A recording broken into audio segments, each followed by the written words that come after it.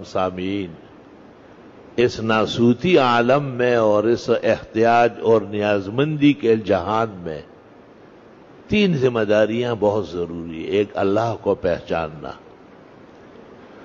اس کی بلندی، عظمت، کبریائی، شان الوہیت، بے نیازی اور الوہیت کاملہ، اس پر ایمان رکھنا۔ اللہ تعالیٰ کی عظمت جب دل میں بیٹھ جاتی ہے تو پھر چیزیں خوف نہیں پیدا کر سکتی ہے۔ ایک بہت بڑے عالم تھے، محمد ابن نصر خزائی۔ وہ ایک ایسی جگہ گرفتار ہو گئے کہ بادشاہ بد مذہب تھا اور بد مذہب لوگوں کا رہنما تھا، اور ایسے ہی ہوتے ہیں یہ لوگ، تو ان میں مذہب کی پابندی تو ہوتی نہیں۔ بڑے میدان میں گفتگو کر رہے تھے، چاروں طرف بادشاہ اور ان کے لوگ ہیں، اور اس کے ساتھ تھوڑے سے طلباء ہیں اور مولوی صاحب ہیں، امام زمانے کا۔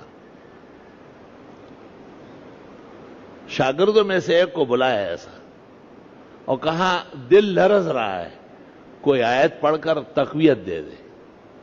تو شاگرد نے یہ آیت پڑھی، الیس اللہ بکاف عبدہ، کیا اللہ اپنے بندے کے لیے کافی نہیں؟ اور نے کہا چل ہو گیا۔ ایسی ہمت بلند ہوئی، دل مضبوط ہوا، آواز بڑی ہو گئی، بھولے ہوئے دلائل یاد آئے، اور بڑے میدان میں سب سے پہلے بادشاہ مسلمان ہوا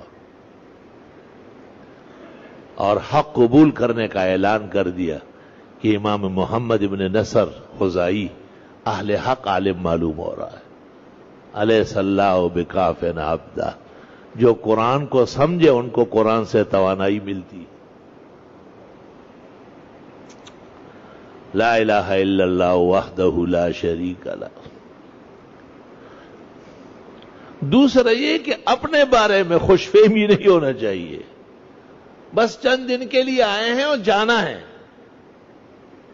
اور طوفان کی طرح جانا ہے، تو اس سے کوئی اجازت نہیں لینے آئے گا کہ یہ ٹھیک کرو پھر چلے جاؤ گے، اور یہ لے آؤ پھر نہ، ہر کام دھرے کا دھرے رہ جائے گا اور آپ روانہ ہو جائیں گے، اور صبح و شام اس کا انتظار کرو۔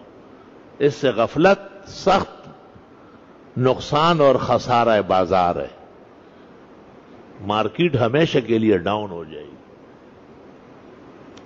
اور تیسرا یہ کہ دنیا تو ایک بلبلہ ہے، پانی کے سطح پہ تیر رہی ہے۔ دنیا تو ایک خواب ہے، بہت کچھ نظر آتا ہے، آنکھ کھلتی ہے کچھ نہیں ہوتا۔